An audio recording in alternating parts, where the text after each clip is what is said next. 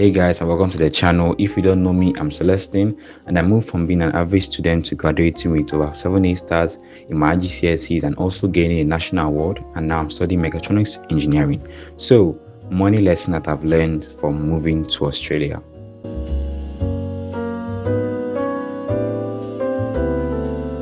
One of the biggest realizations that occurred to me after like 6 months of living in Australia was that this is my life, and if I don't do anything about it, no one will. You see, like when back home, my parents were there to provide for me. Like I had everything I needed. I had food, a place to lay my head, everything. And you don't have to bother about what you're going to eat or anything like that because you know that mommy and daddy are going to sort that out for you. But now living in Australia, it's like this is my first significant step into adulthood, where I now have to learn and start fending for myself, have to start working. So it dawned on me that this is my life. This is like I'm the one responsible here, and I am expected, just as my dad did and started taking care of our family. I have to do same, take care of the family of my family and the family that's going to come out from me.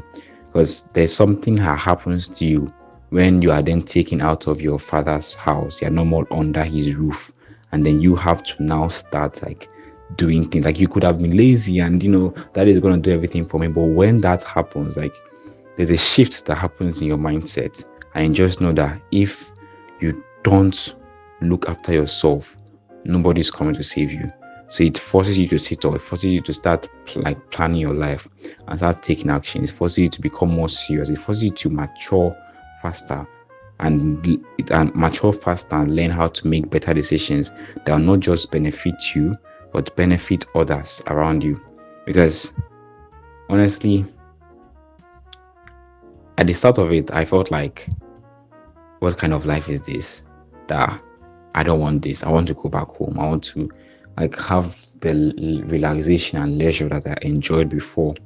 But then as now that I've spent more time here, I'm going to see how everything is falling into place and how it's vital for you to get to that stage of realizing that your life is yours. And if you don't get your acts together and start living more intentionally, you'll be the one that's going to regret it at the end.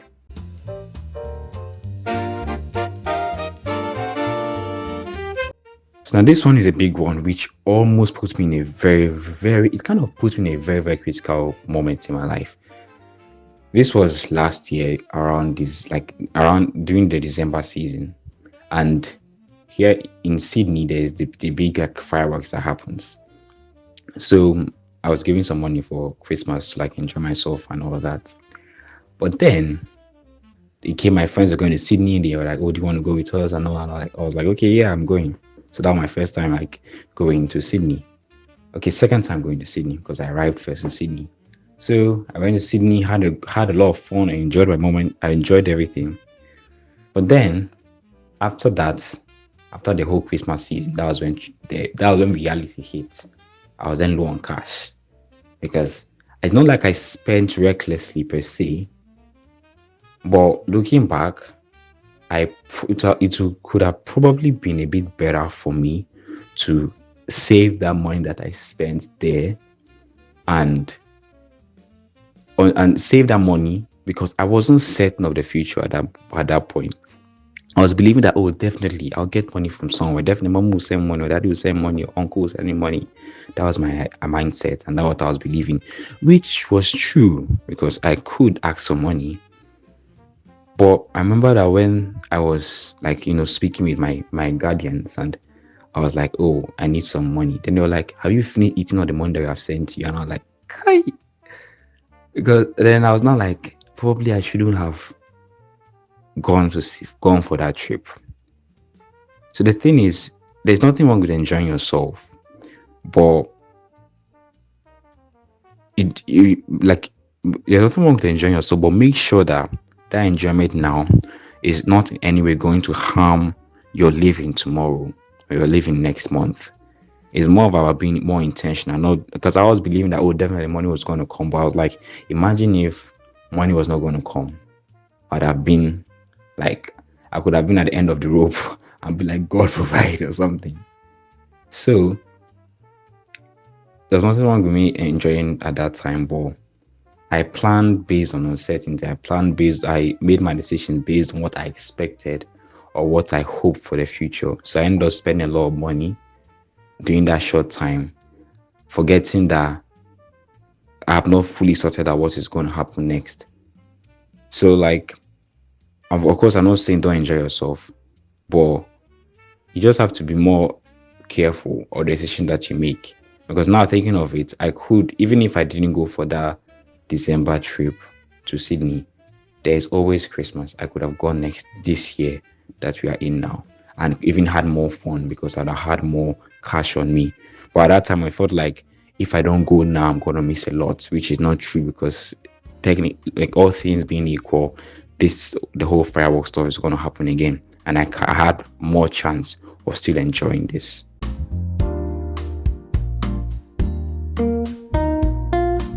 You know when daddy is there and you just come to daddy, I want this amount of money, I want to go out, I want to buy this, I want to do that, and then he's like, you know how dads, they can just like try and change the subject, or they just don't want to give it to you, and they're like, isn't it justice? Why don't you just give it to me?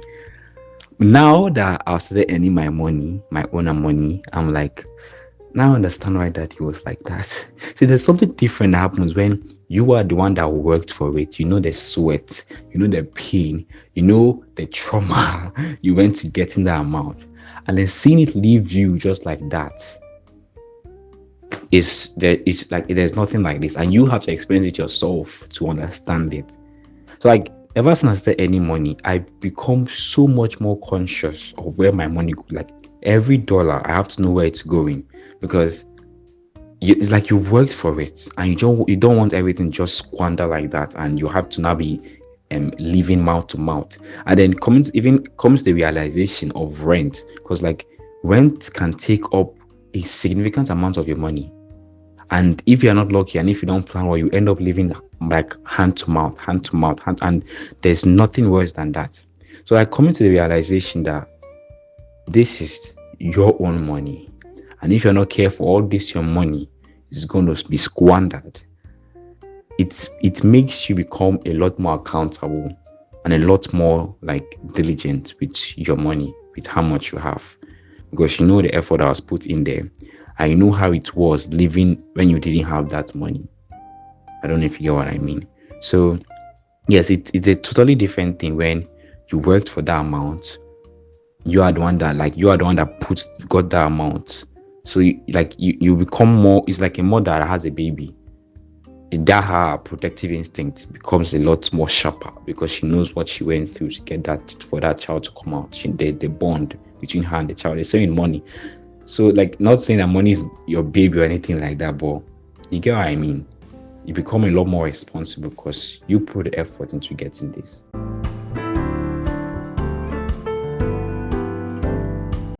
And now the next one is tracking everything. As I mentioned that, like leading from the last point, that I became more responsible because this was my money and this was like I knew what I went through to get it.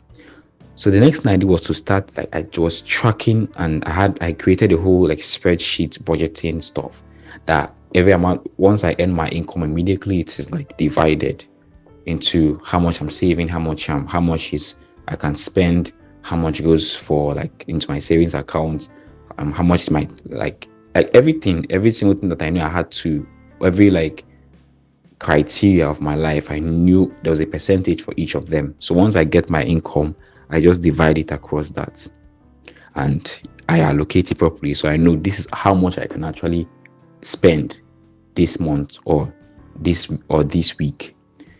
So now knowing you're now restricted to just this amount, and you notice that it's like because you're living on a budget, you are restricted to how much you can spend, and you are then able to save a lot more money. And I believe it's a very crucial work. I don't know why people can just like, okay, I've done it before, and it's more like you feel there's no point, or you can, or you definitely you will not spend more than that. But the truth is, if you see money there, you will spend it. But money you can't see, you can't spend it.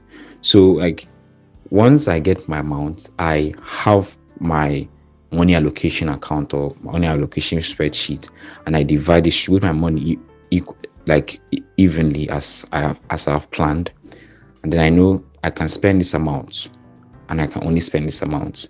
The rest of it goes into my savings.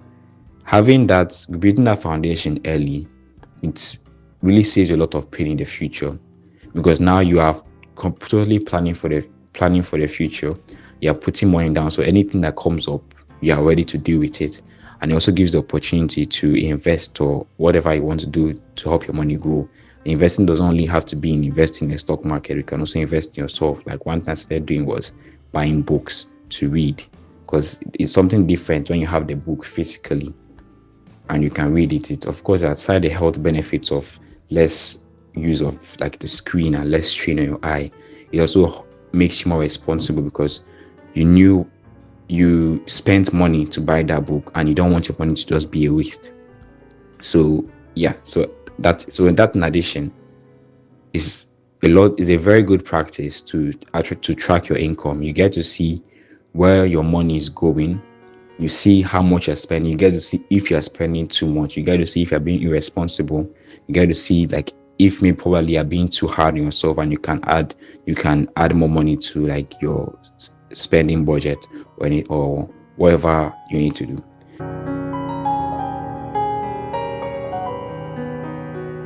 So this one was like a very big reflection for me, in the sense of like right now the role I'm doing is I'm part of a cleaning team.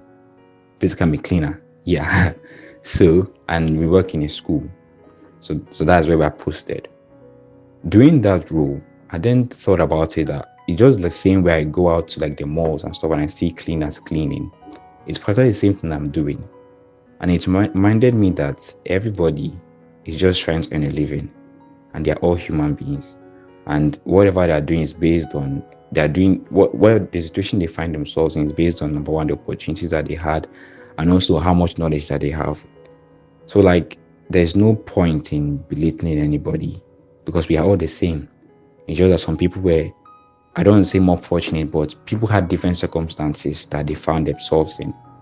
So there's no point of feeling that somebody is less than you or they are better than someone, because it's just God's grace that you are not in that situation. And who said that they hate what they are doing? Some people genuinely love cleaning. Some people genuinely love mowing. Some people genuinely love because for example, part of what I like about what I do, right, like as a job, is it helps me think, because my hand is always working, but my head is not heavily involved.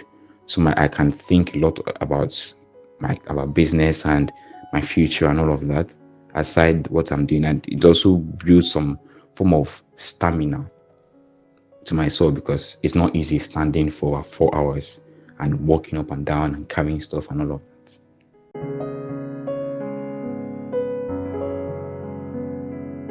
This is one area that I saw like how people end up spending so much and they don't even realize it. For example, I grew up as someone, like I was trained not to spend much on like buying food outside, because every time my parents would do the calculation for you and show you how much that these small spendings end up. So you can be spending like, oh, it's just $10, just $5, just $1. But then do that consistently over a long period of time, and you see that it's really eating significantly into your money. So because now, as I said, I started earning my own money and I became more responsible for it, I began to point out the things that I spent on, even though it was not much, because the whole mindset that my parents cultivated in me, I brought it here, so I already wasn't spending much. But then even that not spending much, I even broke it down further to see the things that I really needed and the things that I really had to spend on. And it even helped me to start eating a lot more healthy, because ever since, like, when I mentioned this to my class, many of them were surprised. But like I didn't spend much on my feeding. I spent about like $60 to $70 a week, but I was able to eat 3 square meals with fruits, veggies, nuts, milk. I ate healthy, but I spent way less than many other people, because some of them buy food outside. I'm not saying that's wrong, but because I'm trying to reduce my cost.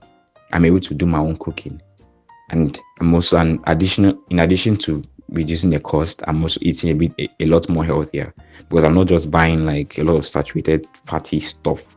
So once in a while I do buy stuff like ice cream and all of that, but generally, because I'm living on a budget and all of that, my spending is way to a minimum, and it's just enough. It's just at the optimum level for me to be comfortable. So I believe that's a vital point that everyone like growing up needs to learn, to know how to see what you really need and spend more on that, and every other thing that you want later on, when if you see that there's an amount of like extra amount of money, then you can spend on that. But when you try and force what you want, what you need, all of them into at once, you end up finding that you spend so much now, and then later when something comes up in the future, you have to go and ask somebody for money, which is not a very good experience. So I've shared about 7 different points. The other point that I have on my laptop, I've one way or the other mentioned them, like cooking your own food. I already hinted about that, and trust me, cooking your own food it's a big thing. People that why did I hit my watch on it? People that I've met and they're like, some of them don't really care about cooking and all of that. So yeah, they don't need it, but speaking from experience from someone, even let me let you in on a story. I didn't like cooking. I liked cooking only when I felt like it, but I didn't like cooking like every day as a responsibility. But now coming here to Australia, being on my own, I had to learn. Even before coming here, my dad knew that I was terrible at cooking, or at least I was not competent enough. So he would put me in the kitchen every day for quite a while, making sure I learned it. I didn't become very good. I barely even cooked while I was mainly like being an apprentice. I barely really cooked the whole meal myself. But all those small lessons that I learned both during my secondary school and before I came here, now I'm able to cook my own food. I'm not cooking 5-star level foods, but I'm cooking something that's good, tasty, and enjoyable to eat. And plus, you get to spend way less money. I'm telling you, way less money. You get to eat 3 square meals, breakfast, lunch, dinner, and have fruit, have like snacks in between. You eat healthy. You are more conscious of what goes into your body, because like one thing that I tell myself is I don't want to grow old. I don't want to get on in age and be all wrinkled and weak and have so many health complications like because of sugar, salt, fat, and all of that. It's better I start taking care of my body now, so by the time I get there, I know I'll still be at my best. And the other one was like, don't spend much on assumed income, which I already mentioned, and also gratitude grows in struggle. You don't know what you have until you lose it. Being on my own, not being my parents, made me value my parents a lot more, made me value the effort and sacrifices they gave up for me. It made me respect life a lot more and be more intentional. And yes, one more thing. This is, if you notice, this is the headline this is like my banner on this channel, that your actions ripple outward, affecting people that you may never meet. One of the big realizations that happened to me here in Australia is remembering that every action that I did is going to affect my siblings, my parents, my family, and my own children, my wife, and their family, and a lot of other people.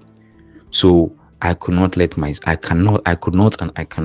soul just live anyhow, waywardly, recklessly, because I'm trying to enjoy my life. Yes, it's my life technically, but growing or maturing is you realizing that it's not your life. God, yes, you are the one that is living it, but even Jesus didn't do it's my life and I don't care about you. He lived his life for you. So that is a selfless kind of way to live your life, and it's the best way to live your life, because you end up living your life not just being happy yourself, but ensuring that other people are happy. I don't want to live my life recklessly, and I'm the reason why my siblings couldn't achieve what they wanted to achieve, because they saw their older brother and he lived anyhow, and then they're like, how can they be able to survive if their own brother, who they thought was very competent, ended up flopping. So I've said a lot in this video. I think I've given about 10 different points. Hope you liked it and hoped you learned a lot of things from this. If whatever your thoughts are, just drop them in the comments, and I'd love to hear them, love to read them. Is it hear them or read them or see them? I don't know. I'd love to understand them and yeah, and then start your conversation. If you love this video, leave a like, subscribe, and also share this with a friend. And if you missed my last video, just watch it over here, and I'll see you next time.